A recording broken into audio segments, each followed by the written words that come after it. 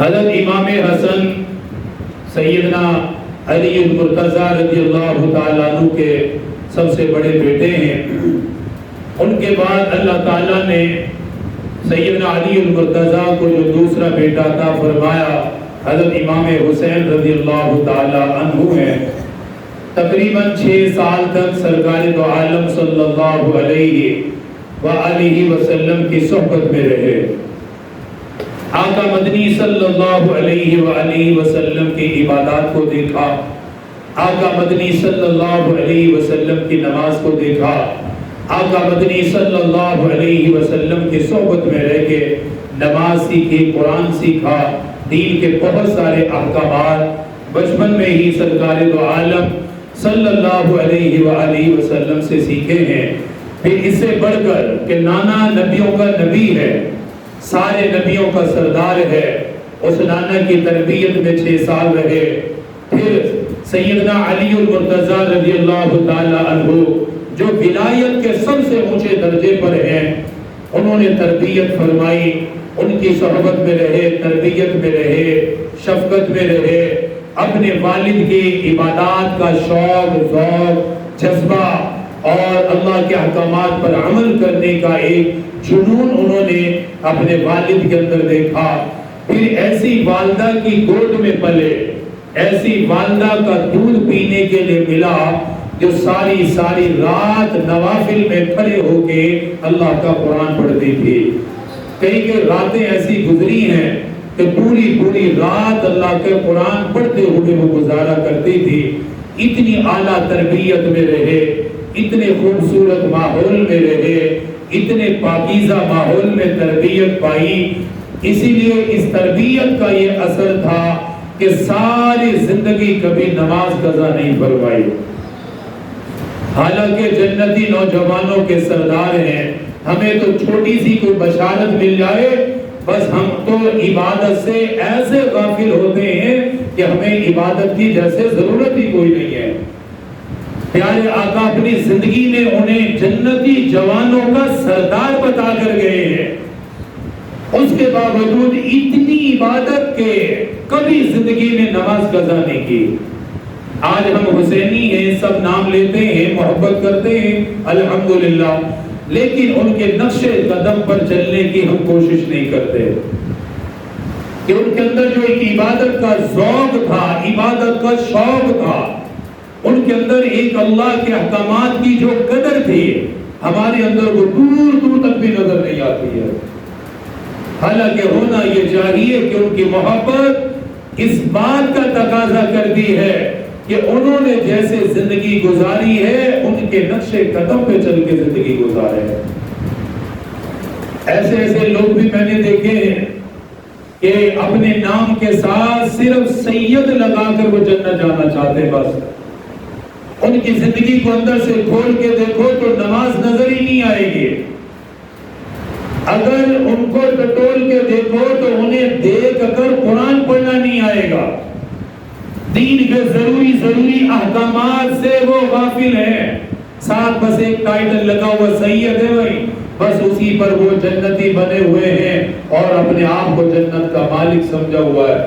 یقیناً نسبت کا انکار نہیں ہے، نسبت بہت بڑی ہے، لیکن اس نسبت کی لاج یہ ہوتی ہے کہ جس کا تعلق ساتھ بنا ہوا ہے بھائی اس کی زندگی کون اپنائے گا، ان کے طریقوں پر عمل کون کرے گا، ان جیسی عبادت کون کرے گا، ان جیسے اعمال کون کرے گا، ان سے ہمیں قیامت کے دن جو چیز ملائے گی وہ عمل ہوگا، عمل کے بغیر ان کے ساتھ نہیں مل سکتے، غافل آدمی کبھی ان سے نہیں مل سکتا، دین سے دور رہنے والا انسان کبھی بھی قیامت کے دن ان کی صحبت میں نہیں جا سکتا۔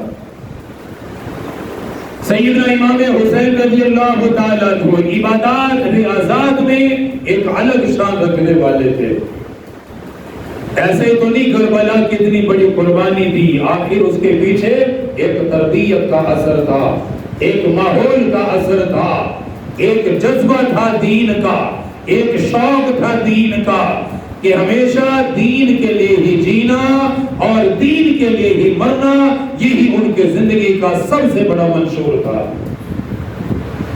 جینا بھی اللہ کے لیے ہے، مرنا بھی اللہ کے لیے ہے. ہمارا جینا اور مرنا سارا کچھ دنیا کے لیے ہے. سیدنا امام حسین رضی اللہ تعالی عنہ، حضرت امیر معاویہ رضی اللہ تعالی عنہ کی وفات کے بعد مدینہ پاک کے جو امیر تھے ولید بن عتبہ، کوفہ کی طرف سے یا یزید کی طرف سے انہیں یہ خط موصول ہوا کہ جس میں یہ کہا گیا کہ حضرت امیر معاویہ رضی اللہ تعالی عنہ کی وفات ہو چکی ہے اور شام، عراق یہ لوگ یزید کے ہاتھ پہ بیعت کر چکے ہیں. امیر مدینہ کو یہ کہا گیا کہ مدینہ کے لوگوں کو بھی یزید کی بیعت پر ترغیب دو اور خاص طور پر حضرت امام حسین رضی اللہ تعالیٰ عنہ کو یزید کی ہاتھ پر بیعت کرنے پہ مجبور کرو. ولید بن عتبہ کو جب یہ خط ملا یزید کی طرف سے، جو حضرت امیر معاویہ کے انتقال کے بعد مسلمانوں کا خلیفہ بن کے بیٹھا ہوا تھا، یہ خط جب امیر مدینہ کو ملا تو اس نے مشاورت کی اپنے قریب کے لوگوں کو، کہا کہ یزید کی طرف سے حکم ہے کہ حضرت امام حسین سے بیعت لی جائے، کیونکہ وہ جانتے ہیں کہ جب تک حضرت امام حسین بیعت نہ کریں حجاز پر بالخصوص مکہ اور مدینہ پر یزید کی حکومت کرنا مشکل ہوگی. اگر وہ بیعت کرتے ہیں، حمایت کرتے ہیں تو معاملہ آسان ہو جائے گا. یہ یزید کی طرف سے خط موصول ہوا امیر مدینہ کو اور سختی کی گئی کہ انہیں بلا کر ان سے بیعت لو. سیدنا امام حسین رضی اللہ تعالیٰ عنہ کو ابھی تک اس بات کی خبر کوئی نہیں کہ حضرت امیر معاویہ رضی اللہ تعالیٰ عنہ کا انتقال ہو چکا ہے، دنیا سے وہ جا چکے ہیں. اچانک امیر مدینہ ولید بن عتبہ کی طرف سے رات کے پہر یہ پیغام آیا. آنے والے نے بتایا کہ امیر مدینہ نے آپ کو یاد کیا ہے، ملنا چاہتا ہے. حضرت امام حسین رضی اللہ تعالیٰ عنہ نہایت ہی ذہین اور فتین انسان تھے، عقل، دل و دماغ بڑا کام کرنے والا تھا. سمجھ گئے، آنے والے کے طریقے سے اندازہ لگایا، رات کے پہر سے اندازہ لگایا. قریب میں بیٹھے ہوئے حضرت عبداللہ بن زبیر رضی اللہ تعالیٰ عنہ جو سیدنا صدیق اکبر کے نواسے ہیں، انہیں فرمانے لگی یہ فقط امیر کا نہیں، یہ فقط دربار کا نہیں، یہ امیر کی مشاورت کا نہیں، لگتا ہے کوئی اہم معاملہ آ پڑا ہے. میرے مطابق تو یہ لگتا ہے، میرے خیال میں تو یہ ہے حضرت امیر معاویہ کا انتقال ہو چکا ہے، حضرت امیر معاویہ دنیا سے جا چکے ہیں. یہ امیر مدینہ مجھے بیعت کے لیے مجبور کرے گا، یزید کے ہاتھ میں بیعت کرنے کے لیے کہے گا. حضرت عبداللہ بن زبیر سے مشاورت کرنے کے بعد فرمانے لگے میں اپنے کوئی 30 آدمی ساتھ لے کر جاؤں گا، امیر مدینہ سے ملاقات کروں گا، حالات کا جائزہ لوں گا، حالات کو پرکھوں گا. اکیلا پہلے امیر مدینہ سے ملنے کے لیے جاؤں گا، لیکن اپنے نوجوانوں کو خبر کر کے جاؤں گا. اگر حالات بگڑنے لگ جائیں، اگر حالات قابو سے باہر ہو جائیں، وہ مدد کے لیے اندر آ سکتے ہیں، وہ مدد کے لیے اندر داخل ہو سکتے ہیں. حضرت امام حسین رضی اللہ تعالیٰ عنہ حضرت عبداللہ بن زبیر کی مشاورت کے بعد رات کا کافی حصہ گزرنے کے بعد امیر مدینہ سے ملنے کے لیے گئے. 30 افراد کو اپنے ساتھ لیا، 30 جوانوں کو اپنے ساتھ لیا. انہیں یہ تنبیہ فرمائی جب تک اندر آنے کی اجازت نہ ملے، جب تک میں مدد کے لیے آواز نہ دو، تمہیں اندر آنے کی اجازت کوئی نہیں. حالات کا جائزہ لیا جائے گا، پہلے میں جا کر بات کروں گا، کوشش کروں گا امن کے ساتھ ہی معاملات حل ہو جائے. اگر حالات کشیدہ ہوئے تمہیں مدد کے لیے بلایا جائے گا، پھر تم مدد کے لیے اندر آ جانا. حضرت امام حسین رضی اللہ تعالیٰ عنہ ولید بن عتبہ سے ملنے کے لیے گئے، امیر مدینہ سے ملنے کے لیے گئے. آپ نے دیکھا وہ اپنے مسند کے اوپر بیٹھا ہوا ہے، مروان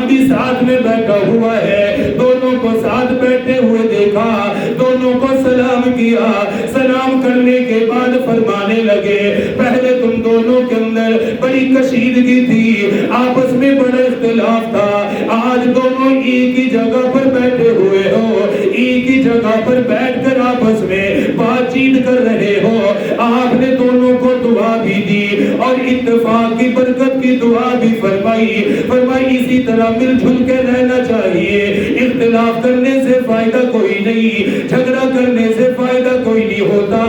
سلام کرنے کے بعد خیر و عافیت دریافت کرنے کے بعد فرمانے لگے رات اس پہر مجھے کیوں بلایا، اس پہر بلانے کی وجہ کیا ہے، اتنی رات کو بلانے کا معاملہ کیا ہے؟ ولید بن عتبہ نے وہ خط جو یزید کی طرف سے آیا امام حسین کے ہاتھ میں تھما دیا، فرمانے لگے یہ یزید کا خط آیا ہے، ملک شام سے خط آیا ہے جس میں امیر معاویہ کی وفات کے بارے میں بتایا گیا، امیر معاویہ کے انتقال کے بارے میں خبر دی گئی۔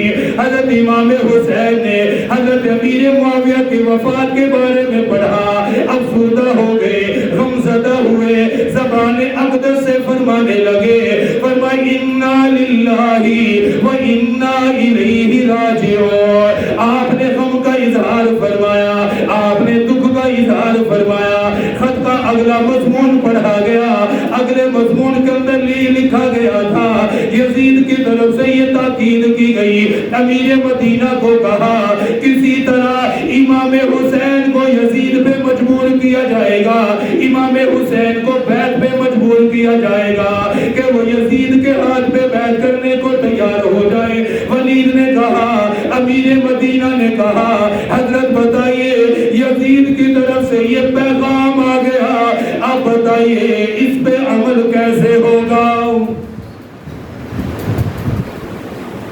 میں مجبور ہوں، مجھے یہ خط ملا ہے یزید کی طرف سے، بڑی تاکید ہے، بڑا اصرار ہے، آپ کی رائے لینے کے لیے میں نے آپ کو یہاں آنے کے لیے کہا، اب آپ کی اس معاملے میں کیا رائے ہے؟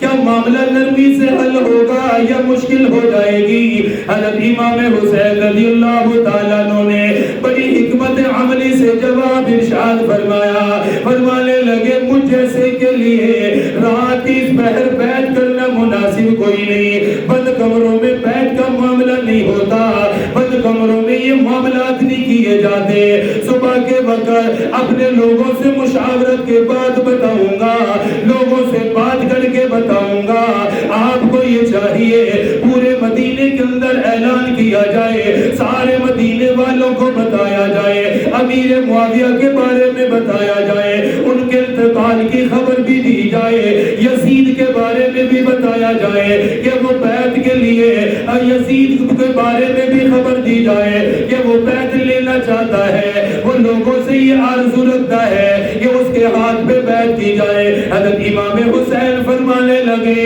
یوں بند کمروں میں بیعت نہیں کرتا، یوں بند کمروں میں حمایت نہیں کرتا، اس طرح میں کوئی انتظامی امور پہ بات نہیں کرتا، میں مشاورت کے بعد اپنا جواب دوں گا۔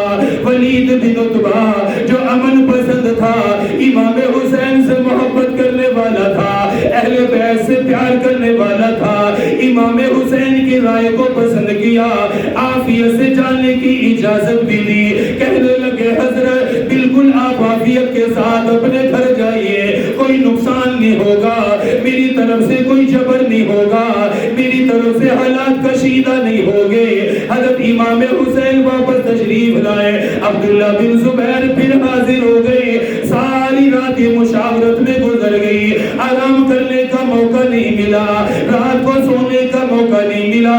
عبداللہ بن زبیر نے آ کر پھر کہا حضرت معاملات بڑے کشیدہ ہیں، القریب معاملات بگڑ جائیں گے، یا تو یزید کے ہاتھ پہ بیعت کرنی پڑے گی، اگر بیعت نہیں کرو گے مجبور کیا جائے گا، میری رائے تو یہ ہے آپ بھی مکہ چلے جائیے، میں بھی مکہ چلا جاتا ہوں، اللہ کا گھر ہے، وہاں کوئی قتال نہیں کرے گا، وہاں کوئی جنگ نہیں کرے گا، وہاں امن اور سکون رہے گا۔ حضرت امام حسین فرمانے لگے میری بھی رائے یہ ہے میں مدینہ سے مکہ چلا جاؤں، جب تک حالات بہتر نہیں ہو میں مکے کے اندر رہوں گا۔ حضرت امام حسین رات کا آخری حصہ ہو گیا، تہجد کا وقت قریب آیا، اپنے گھر والوں کو سواری پر سوار کیا، یزید یزید کی بیعت سے بچنے کے لیے، ظالم کے ہاتھ میں ہاتھ دینے سے بچنے کے لیے مدینہ کو چھوڑا، مدینہ چھوڑ کر مکہ شریف تشریف لے گئے۔ صبح کو امیر مدینہ کو پتہ چلا کہ حضرت امام حسین مدینہ سے جا چکے ہیں، عبداللہ بن زبیر بھی جا چکے ہیں، تلاش کرنے کے باوجود نہ ملے۔ ادھر سے یزید کو پتہ چلا امیر مدینہ امام حسین سے بیعت لینے میں ناکام ہو گیا ہے، مجبور کرنے میں ناکام ہو گیا۔ اس نے ایک اور قاصد بھیجا جس کے اندر یہ لکھا گیا امیر مدینہ کو معزول کر دیا گیا، عہدے سے ہٹا دیا گیا۔ عہدے سے ہٹانے کے بعد عبداللہ بن زبیر کے بھائی کو عمر بن زبیر کو امیر مدینہ بنایا۔ عمر بن زبیر اور عبداللہ بن زبیر کے اندر بڑی کشیدگی تھی، دونوں بھائیوں میں بڑا جھگڑا تھا، دونوں بھائیوں میں بڑا اختلاف تھا۔ اسی لیے یزید نے عبداللہ بن زبیر کے بھائی کو امیر بنایا، معلوم تھا اپنے بھائی کو پکڑنے میں دیر نہیں کرے گا، عبداللہ بن زبیر کو گرفتار کرنے میں تاخیر نہیں کرے گا۔ یزید کی طرف سے خط آیا، ولید کو معزول کر کے عمر بن زبیر کو امیر مدینہ بنایا اور کہا فوراً مکہ جاؤ، امام حسین کو بیعت کے لیے مجبور کیا جائے، عبداللہ بن زبیر کو مجبور کیا جائے۔ عمر بن زبیر 1000 کا لشکر مکے میں آیا، امام حسین کو گرفتار کرنے کے لیے آیا، عبداللہ بن زبیر کو پکڑنے کے لیے آیا۔ امام حسین کو جب یہ پتہ چلا، آپ نے مقابلے کے لیے کچھ جوانوں کو روانہ کیا، کچھ نوجوانوں کو عمر بن زبیر کے مقابلے میں بھیجا۔ ان نوجوانوں نے فتح حاصل کی، عمر بن زبیر ناکام ہوا، ناکامی کی حالت میں مدینہ واپس آ گیا، ناکامی سے منہ چھپاتا پھرتا رہا۔ انہی حالات کے اندر ادھر سے کوفہ سے خط آنے لگے، کوفہ سے خط امام حسین کو آیا۔ کوفے والوں نے کہا ہمیں پتہ چلا آپ نے مدینہ چھوڑ دیا، آپ مکہ جا چکے ہیں، ہمیں یہ خبر ملی آپ یزید کو امیر ماننے کے لیے تیار نہیں، اس کے ہاتھ پہ بیعت کرنے کے لیے تیار نہیں۔ کوفہ والوں نے بھی کہا حضرت آپ یہاں آ جائیے، ہم ساری آپ کے ہاتھ پہ بیعت بھی کریں گے، ہماری تلواریں آپ کے حکم کے مطابق ہوں گی، نیزے آپ کے حکم کے مطابق ہوں گے، آپ کوفہ آ جائیے، آپ کی حمایت کے اندر ہم اسلامی نظام کو نافذ کریں گے۔ ابھی یہ حالات چل رہے تھے، اب اصل جو شرارت ہے اسے سمجھو۔ یہ کربلا میں شاید سب کچھ نہیں بتا سکتا اتنے سے وقت میں، کوفہ سے خط آ رہے اور ان خطوط کا مضمون کیا ہے کہ آپ کوفہ آئیں، اور کوفہ بلانے کی جو وجہ ہے وہ بھی سمجھو۔ حضرت علی المرتضیٰ رضی اللہ تعالیٰ عنہ نے اپنے دور خلافت میں دار الخلافہ کوفہ کو بنایا، سب کو معلوم ہے۔ حضرت ابو بکر صدیق کے دور میں دار الخلافہ مدینہ تھا، حضرت عمر کے دور میں بھی، حضرت عثمان کے دور میں بھی، لیکن حضرت علی رضی اللہ تعالیٰ عنہ چونکہ کوفہ تشریف لے گئے تو اس وقت دار الخلافہ کوفہ میں تھا، اور امام حسن رضی اللہ تعالیٰ عنہ بھی کوفہ میں رہے، وہیں پر ان کی شہادت ہے، زہر دے کر ان کو شہید کیا گیا۔ تو کوفہ کے اندر کچھ لوگ ایسے تھے جو محبت علی کا دعویٰ کرتے تھے کہ ہم شیعان علی ہیں، محبت علی ہمارے دل میں ہے، آپ کوفہ آ جائیں، کیونکہ آپ کے والد کا یہاں ایک نظام ہے، اسی کو بحال کر کے آگے حکمت عملی طے کی جائے گی۔ اتنے خط آئے ایک روایت کے مطابق، توجہ کریں، ایک نہیں، دو نہیں، 12,000 خط امام حسین کو ملے، 12,000 خط مکہ آئے اور مجبور کیا کہ آپ آ جائیں۔ ابھی یہ خط پڑھ کے فارغ ہوتے پھر آ رہے 5-5 10-10 خط، ہر بندے کی طرف سے خط موصول ہو رہا ہے کہ آپ یہاں آ جائیں، ہم آپ کے انتظار میں۔ اتنے خطوط دیکھے تو حیران ہوئے، سمجھے، گمان یہ کیا کہ شاید یہ لوگ دین سے مخلص ہیں، لیکن پھر بھی ایک عقل تھی، ایک فراست تھی، ایک ذہین تھے۔ حالات کا جائزہ لینے کے لیے اپنے چاچا زاد بھائی حضرت مسلم بن عقیل کو سب سے پہلے کوفہ بھیجا. خود نہیں گئے پہلے، اتنے خطوط کے باوجود بھی ایک خط لکھا جس میں کوفہ والوں کو، ان کے سرداران کو مخاطب کیا اور فرمایا کہ میں اپنے آمد سے پہلے اپنے چاچا زاد بھائی مسلم بن عقیل کو کوفہ بھیج رہا ہوں. اگر یہ مطمئن ہوئے، اگر تمہارے حالات سے اطمینان کا اظہار انہوں نے کیا تو ان کے خط کے بعد میں فوراً کوفہ آ جاؤں گا.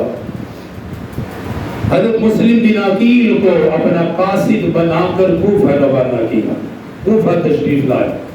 وہ جب کوفہ میں آئے تو مختار بن عبید کے گھر انہوں نے قیام کیا. آپ کو پتہ ہے یہ مختار بن عبید وہی ہے جس نے عبید اللہ بن زیاد کا سر کاٹ کے امام زین العابدین کو دیا تھا. اور مختار بن عبید اسی نے عبید اللہ بن زیاد کا سر اور شمر کا سر کاٹا، جہنم حاصل کیا اور اہل بیت کی طرف روانہ کیے. بہت مخلص آدمی تھا کوفہ کا. یہاں آ کر مسلم بن عقیل مختار بن عبید کے پاس رہے. یہاں بیعت کا سلسلہ شروع ہو گیا. لوگوں کو بتایا کہ امام حسین کے قاصد آ چکے ہیں کوفہ، جو چاہتے ہو آ کر بیعت کر لو.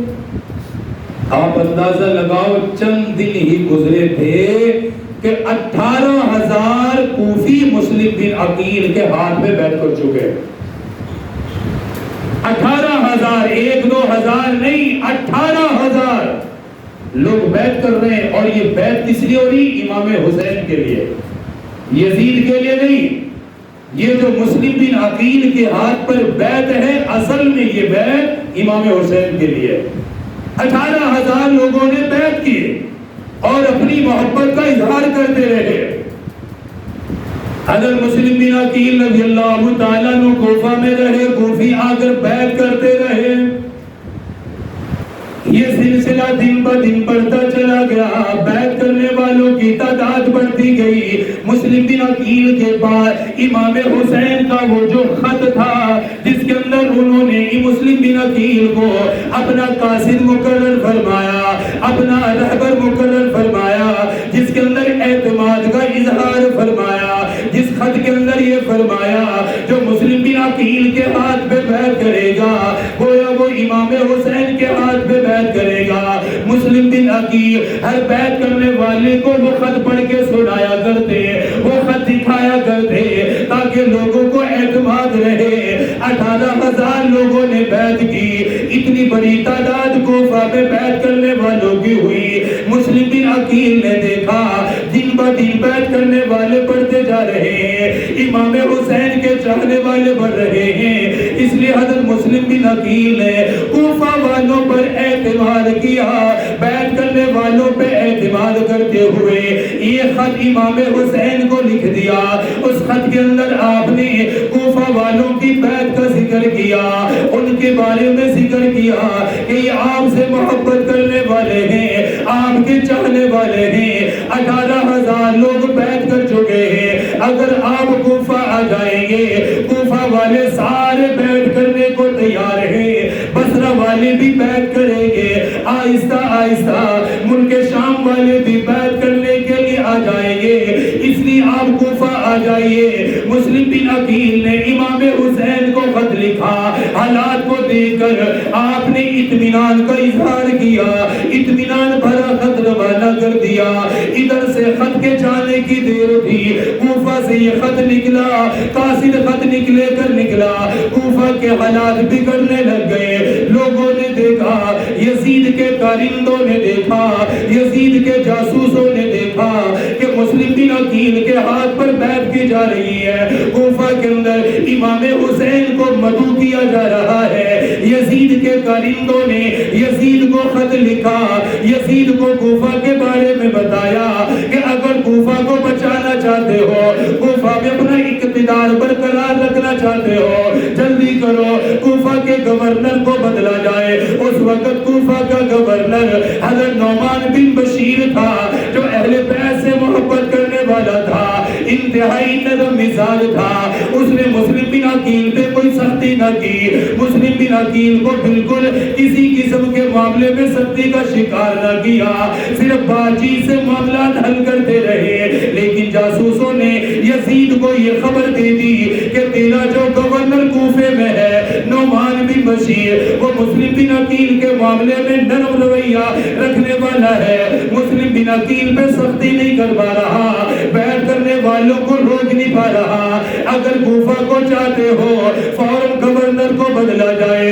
ادھر یزید کے پاس وہ خط آیا، اس نے کوفہ کے حالات کو دیکھا، مسلم بن عقیل کے بارے میں پڑھا، 18,000 لوگوں کی بیعت کے بارے میں اسے خبر ملی، سمجھ گیا میری حکومت خطرے میں آ گئی، میری حکومت کو خطرہ لاحق ہو گیا، کوفہ والے بغاوت کریں گے، آہستہ آہستہ یہ بغاوت بصرہ کی طرف چلی جائے گی، بصرہ سے ملک شام کی طرف آئے گی، اور یہ لوگ امام حسین کو چاہنے والے پہلے ہی ہے۔ یزید کو خطرہ لگا، اس نے فوراً امیر کوفہ کو معزول کر کے عبید اللہ بن زیاد کو کوفہ کا گورنر مقرر کر دیا۔ عبید اللہ بن زیاد کو یہ کہا فوراً کوفے چلے جاؤ، نعمان بن بشیر کو معزول کر کے مسلم بن عقیل کو گرفتار کرو، بیعت کرنے والوں کو گرفتار کرو، چاہنے والوں کو گرفتار کرو، مسلم بن عقیل کو سمجھانے کی کوشش کرنا، اگر سمجھ جائے تو ٹھیک ہے، وگرنہ قتل کر دینا، لوگوں کے لیے عبرت کا نشان بنا دینا۔ عبید اللہ بن زیاد یہ کوفہ کے اندر آیا، اپنا چہرہ چھپایا ہوا تھا، کوفہ والے جانتے نہیں تھے، اور کوفہ والوں نے امام حسین کو بھی دیکھے ہوئے کافی وقت گزر گیا، کوفہ والے یہ سمجھے نواسہ رسول آ چکے ہیں، اللہ کے نبی کا نواسہ آ گیا۔ یہ عبید اللہ بن زیاد انتہائی شاطر دماغ، شیطانی دماغ رکھنے والا، اپنے چہرے کو چھپایا ہوا تھا، لوگ استقبال کرتے رہے، لوگ یہ کہتے رہے مرحباً بکا یا ابن رسول اللہ، رسول اللہ کے نواسی، آپ کا آنا مبارک ہو۔ عبید اللہ بن زیاد دیکھتا رہا، حالات کا جائزہ لیتا رہا، بالکل خاموشی کے ساتھ پورے شہر میں اپنی سواری کو چلایا، پورے شہر کا یہ چکر لگایا، ہر گھر پہ نظر رکھتا رہا، کس کس گھر سے امام حسین کے لیے آواز آ رہی ہے، کون کون چاہنے والا ہے، کون کون آواز لگانے والا ہے۔ سارے کوفہ کا چکر لگانے کے بعد کوفہ کے بازار کے اندر آیا، اپنے چہرے سے کپڑا ہٹا کر کہنے لگا اور کوفہ والو، میں حسین نہیں بلکہ میں عبید اللہ بن زیاد ہوں، یزید کی طرف سے کوفہ کا گورنر بنایا گیا ہو۔ سب سے پہلی اس نے تقریر یہ کی، کہنے لگا اور لوگوں، جس نے یزید کی بیعت کا انکار کیا، جس نے یزید کی بیعت کو توڑا، یاد رکھنا اس کی گردن کو کاٹ کے بازار میں لٹکا دوں گا، اس کی گردن کو کاٹ کے چوراہوں میں لٹکا دیا جائے گا۔ مجھے اس لیے بھیجا گیا ہے، بہت بڑی فوج کے ساتھ میں آیا ہو۔ عبید اللہ بن زیاد نے سختی شروع کی، وہ محبت اہل بیت کا نعرہ لگانے والے آہستہ آہستہ بھاگنا شروع ہو گئے، بیت توڑنے لگ گئے۔ عبید اللہ بن زیاد نے اعلان کر دیا، کہنے لگا فوراً مسلم بن عقیل کو گرفتار کیا جائے، گرفتار کر کے میرے پاس لایا جائے، میں اسے عبرت کا نشان بناؤں گا۔ عبید اللہ بن زیاد کی تقریر ہوئی، مسلم بن عقیل کو پتہ چلا، فوراً دعا کرنے لگے، اے میرے پروردگار ان حالات میں اہل بیت کی حفاظت فرمانا۔ آہستہ آہستہ جب حالات بگڑنے لگے، مسلم بن عقیل کو گرفتار کرنے کا حکم ملا۔ مختار بن عبید کے گھر میں آپ نے قیام کیا ہوا تھا، وہاں سے آپ نے ہجرت فرمائی، ہانی بن عروہ کے گھر چلے گئے۔ معلوم تھا مسلم بن عقیل کو مختار کے گھر سے پکڑ لیا جائے گا، کیونکہ سارے کوفہ والے جانتے تھے مسلم بن عقیل کا ٹھکانہ مختار بن عبید کا گھر بنا ہوا ہے، اس لیے آپ نے ان کے گھر کو چھوڑا، مسلم ہانی بن عروہ کے دروازے پر آئے، ان کے دروازے پر دستک دی۔ ہانی بن عروہ بزرگ آدمی، اہل بیت سے محبت کرنے والا، اپنے اپنے دروازے کو کھولا، سامنے دیکھا مسلم بن عقیل ہے۔ فرمانے لگے او شہزادے اتنے مشکل حالات میں آنے کی وجہ کیا ہے؟ مسلم بن عقیل فرمانے لگے اے ہانی تجھے معلوم ہے عبید اللہ بن زیاد میں آ چکا ہے، کوفہ کے اندر اعلان کر چکا ہے ان قریب مجھے گرفتار کیا جائے گا، میرے قتل کا حکم بھی آ چکا ہے، میں چاہتا ہوں اپنے ہاتھوں مجھے پناہ دے دے، یہاں مجھے رہنے کی اجازت دے دے۔ ہانی بن عروہ کہنے لگا مجھے معلوم ہے آپ کو پناہ دینا اپنی موت کو دعوت دینا ہے، آپ کو پناہ دینا اپنے مال جان کو قربان کرنا ہے، لیکن ہماری عادت یہ ہے رسول اللہ سے ہم نے یہ سیکھا ہے مہمان نوازی کرنا۔ آپ میرے گھر میں آ گئے، اگر مر بھی گیا پھر بھی آپ کی حفاظت کرتا رہوں گا۔